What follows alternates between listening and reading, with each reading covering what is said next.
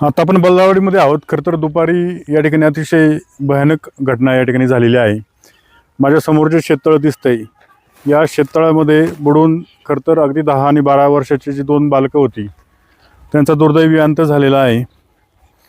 सुट्ट्यांचे दिवस लागलेत, आता उन्हाळा देखील आहे. त्याच्यामुळे आंघोळ करण्याच्या उद्देशाने लहान मुलं पाणी शोधत शोधत कधी नदी, नाले, विहिरी, कधी कधी शेततळे या सगळ्यावर येत असतात. अशीच एक घटना आता या ठिकाणी झाली आणि हेच ते ठिकाणी, हे शेततळ आहे ज्या ठिकाणी दुर्दैवी घटना झाली. बल्लाळवाडी गावचे माजी सरपंच सुधीर महाराज घोलप हे आपल्या सोबत आहेत. आपण त्यांच्याकडे जाणून घेऊ. महाराज साहेब नमस्कार. काय काय घटना झाली आणि कशी झाली? सकाळी एक 11:30-12चा टाइम होता. कुमार सोहम जयसिंग नवले आणि कुमार अभि महेश पवार हे आपल्या पुण्याच्या नावाखाली आपल्या ह्या इथं घर आहे त्यांचं. बघा इथं जवळ घर आहे नवल्यांचं आणि पवारांचं. इथं घर आहे. ही कच्ची घर दिसते. हो, ही वस्ती दिसते. ते कच्ची घर दिसतात. हे त्यांची घर आहे. हो, मातीची घर आहेत ती. कौलारू. अच्छा, ही घर आहे. हा. तर या घरापासून असं थोडं इथवर आले आणि पहिला पाणी दिसलं. त्यांना वाटलं बाबा आता सूर्य तळपतोय, गरम होतोय, आपण पोहण्याचा आनंद घ्यावा. तर तिथं ती रस्सी दिसते. रस्सी पडते. म्हणजे ती रस्सी कशासाठी ठेवली तिथं? तसं काय झालं साहेब, त्याच्या तिघांनाही पोहता येत नव्हतं. बर. पोहता येत नाही तर काहीतरी बाबा थोडंसं आपण रस्सीला धरून पाण्यात डुबकी मारावी अशी त्यांची. अच्छा, म्हणजे बुडणार नाही आपण. बुडणार नाही. रस्सीचं त्यांनी ते घेतलं होतं, आधार घेतला होता. रस्सीचा आधार घेतला होता. म्हणजे ही रस्सी इथे परमनंट बांधलेली होती की त्या मुलांनी बांधली? नाही, ते नाही सांगतात, पण ही रस्सी मला वाटतं ह्या मोटरीला परमनंट बांधलेली असणार. मोटर वर ओढलेली आहे आणि ही रस्सी मोटरी बरोबर ती वर आली. ती सोडून मुलांनी काय केलं, काय बघा ही रस्सी खाली सोडली. पोरगा एक जण उतरला, रस्सीला धरून होता, पण ही रस्सीच तुटली. कारण की पाण्यामध्ये असल्यामुळं कुजली होती आणि ती उन्हाने तापून पूर्णपणे जीर्ण झाली. ती रस्सी तुटली. मग 2 मुलं वर होती. मग एक पवार होता वर आणि एक म्हणजे जो सोम आहे त्याचा भाऊ एक वर होता.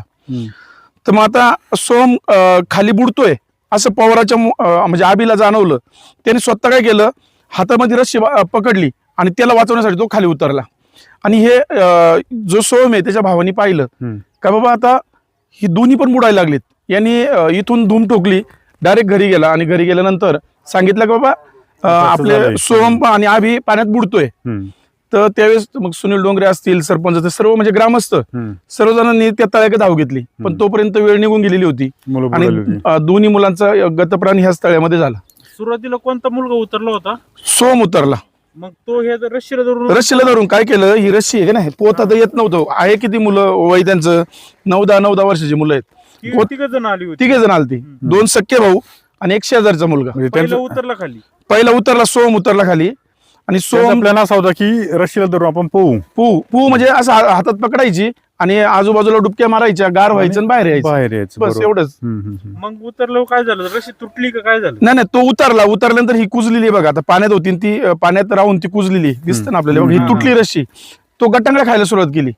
पण शेवट आपण मित्र होता त्याचा, कोण, अभिनी काय केलं, आपले मित्र वाचवण्यासाठी त्यांनी ही रस्सी का अभिनी अशी हातात पॅक केली आणि खाली उतरायचा प्रयत्न केला. ती पण तुटली.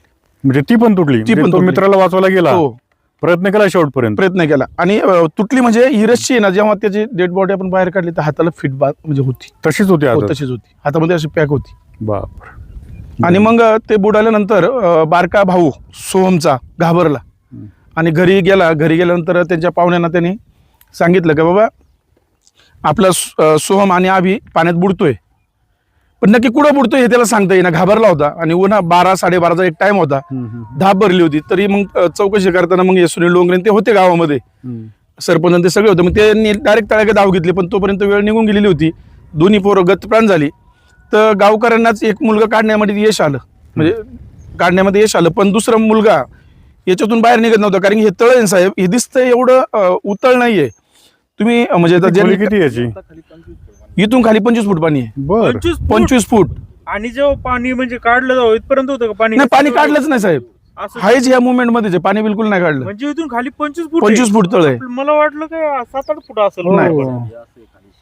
हा. अच्छा. मग आम्ही गावकऱ्यांनी काय केलं, बाबा आपल्या जे आपले ग्रामस्थ आहेत त्यांना पहिला मुलगा म्हणजे काढण्यात यश आलं, पण दुसरा मुलगा काढण्यासाठी काही जमत नव्हतं. मग आम्ही गोळेगाववरून काही मुलांना बोलवलं. त्यांनी 2 मुलं आली, पहिला एक उतरला, त्याला काही त्याचं सापडलं नाही. दुसऱ्याने जेव्हा उडी मारली, तो एक काही सेकंदात मध्ये त्या मुलाला असं बगलमध्ये धरून वर घेऊन आला. दोन्ही मुलं सापडली. पोस्टमॉर्टमला ओतूर पोलीस स्टेशनच्या गाड्या सर्व आल्या होत्या. पोस्टमॉर्टमसाठी ओतूरला घेऊन गेले.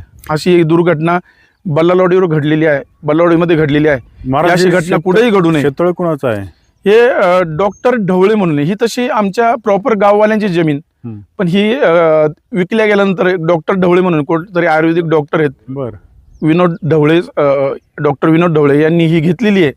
आणि त्यांनी घेतल्यानंतर इथं तळ बांधलं गेलं. त्यांनी नंतर बांधलं का तळ? हो, त्यांनी नंतर बांधले. काम चालू आहे, अजून डेव्हलपमेंट चालू आहे त्यांची. जागा त्यांनी घेतली. हो, बर, घेतल्याच्या नंतर तळ खोदलंय. तळ खोदलं. मग काय तळ इतकं मोठं आहे, काय कंपाऊंड दिसत नाही इथं? कंपाऊंड तर दिसत नाही. प्रोव्हिजन म्हणजे काय? कंपाऊंड त्यांनी काय केलं, शेतीला करण्याचं कंपाऊंड केलं. पण माझं सर्व जुन्नर तालुक्यातील नाही तर आपल्या महाराष्ट्रातील शेतकऱ्यांना विनंती आहे, जर आपण तळ करत असू तर तळाला खरंच कंपाऊंड करणं गरजेचं आहे. आणि कंपाऊंड नसल्यामुळं ती मुलं पाण्यामध्ये सहजासहजी गेली आणि त्या मुलं गतप्राण झाली. माझ्या सगळ्या पालकांना विनंती आहे, उन्हाळ्याचे दिवस आहेत, मुलं पाण्याच्या ओढीने किंवा गरमीच्या ओढीने तळ्याकडे जातील, नदीकडे जातील, कुठे विहिरीकडे जातील. आपल्या मुलांची काळजी घ्या. अशी दुर्घटना परत घडू नये यासाठी पालकांनी त्याची जबाबदारी घेणं गरजेचं आहे. आणि सर्व शेतकऱ्यांना परत माझी विनंती राहील, साहेब बघा ना, आज ती 2 मुलं गेलीत, आपल्यासाठी मुलं आहेत, पण त्या घरचे ते दिवे होते. जर ह्या तळ्याला थोडा खर्च करून त्यांनी जर कंपाऊंड केलं असतं, त्या मुलांना त्या कंपाऊंडच्या आतमध्ये जाता नसतं आलं, आणि आज जर कंपाऊंड असतं तर ती मुलं वाचली असती.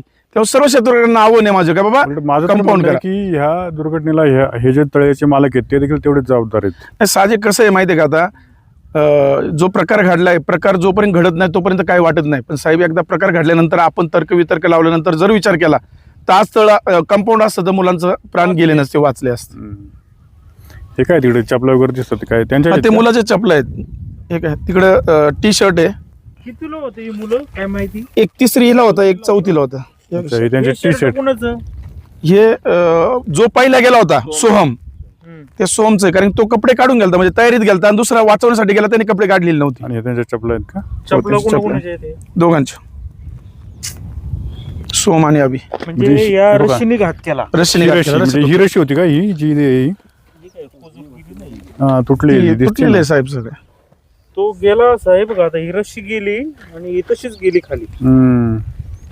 ती बघू इकडं थोडं बरं. नाही का ते पूर्ण त्याचं हे उडतंय सगळं, म्हणजे काय कुजली आहे ती पूर्ण? आहे कुजली पाण्यामध्ये रस्सीने साहेब कुजून जाते, कारण लवकर कुजते. क्षार असतं त्याच्यामुळे. आणि ते वरती सुद्धा येता येत नाही ना. आता काय वरती आहे ना साहेब, खडवळ असतं ना, ती मुलं काय ना काय असं पाय तरी व्यवस्थित स्टेबल जाऊन घाबरली हो साहेब. त्यांचा जो पाय स्लिप होतात ना, सरकतात पाय. जो धैर्याचा स्टॅमिना होता ना तो संपला त्यांचा, आणि ते गतप्राण झाले. त्याच्यामध्ये दुःखद घटना आहे. गावावर एक दुःखाचा डोंगर कोसळला साहेब. कशाला काय नाही, काही धरायला मार्गच नाही ना, धरायला काहीच मार्ग नाही. ठीक आहे, आता एक शेवट पालकांना काय आवाहन कराल तुम्ही? आता पालकांना, जे पालक आहेत आपल्या, म्हणजे ज्यांची छोटी मुलं आहेत, त्यांना माझी विनंती राहील का बाबा, जे काही उन्हाळ्याचे दिवस आहेत, असं वारंवार तळ्यात बुडाले. आता जुन्नर सारख्या ठिकाणी सुद्धा साहेब तळ्यात बुडून दोन भावंडांचा मृत्यू झाला होता. असे प्रसंग ओढावू नये. काय होतं, आता पूर्वीसारखं राहिलेलं नाही साहेब. एक मुलगा एक मुलगी, दाम्पत्याचं प्रमाण कमी झालंय, मुलांचं प्रमाण छोटं कुटुंब झालंय. त्याच्यामुळं आपल्या मुलांची काळजी घ्या. एखादं शेतीचं काम असेल, एखादं नोकरीवरचं काम असेल, आता मुलांना सुट्टी लागलेली आहे, प्रायोरिटीने पालकांनी मुलांकडे लक्ष दिलं पाहिजे आणि आपलं मुलं कशी सुरक्षित ठेवता येतील याचा प्रयत्न केला पाहिजे साहेब. अशी माझी सर्व म्हणजे कळकळीची विनंती आहे पालकांना. सर नमस्कार. आज बल्लाळवाडी या ठिकाणी 2 मुलांचा शेततळ्यामध्ये बुडून मृत्यू झालेला आहे. काय नक्की घटना होती सर? आज दुपारी 12:30 वाजच्या सुमारास ओतूर पोलीस स्टेशनच्या हद्दीतील बल्लाळवाडी या गावात एका शेततळ्यावरती 2 मुलं पोहण्यासाठी गेली होती.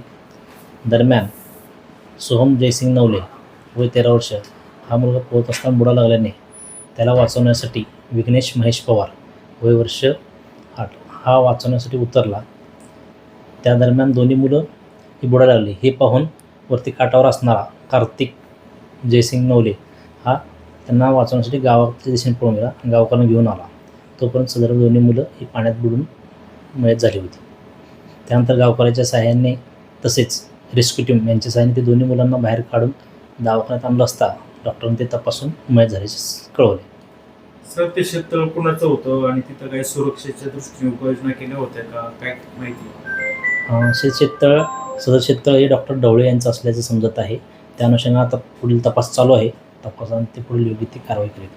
मुलाच्या पालकांनी काहीतरी त्यांच्यावर तक्रार देखील दिलेली आहे की यांनी तिथे शेततळ्याला कंपाऊंड केलं नाही किंवा पुरेशी काळजी घेतली नाही, त्यामुळे सदरची घटना झाली. त्या अनुषंगाने आता ते तपास चालू आहे. प्रत्येकांचे स्टेटमेंट वगैरे घेऊन त्यानुसार पुढील कारवाई करत आहोत. सर, खरं तर आता शाळेला सुट्ट्या लागलेल्या आहेत, प्रचंड उन्हाळ्याचे दिवस आहेत. मुलं पाण्याच्या ओढीने अशा घटनांकडे आकर्षिले जातात. नदी असेल, तलाव असेल, शेततळे असतील. पालकांना आपण काय आवाहन करा पालकांना? त्या अनुषंगाने मी सर्व या जुन्नर तालुक्यातील ग्रामस्थांना पालकांना एवढंच आव्हान राहील. सध्या उन्हाळा हा अति कडक आणि तीव्र स्वरूपात झालेला आहे. 40 डिग्री सेल्सिअसपेक्षा जास्त तापमान झालेलं आहे. त्या अनुषंगाने मी सर्वांना हेच आवाहन करेल की दुपारी 12 ते 4 या वेळेत बाहेर पडायचं टाळावं. जास्तीत जास्त पाणी पिणे आणि लिक्विड पदार्थ जे आहेत त्याचं सेवन करावं.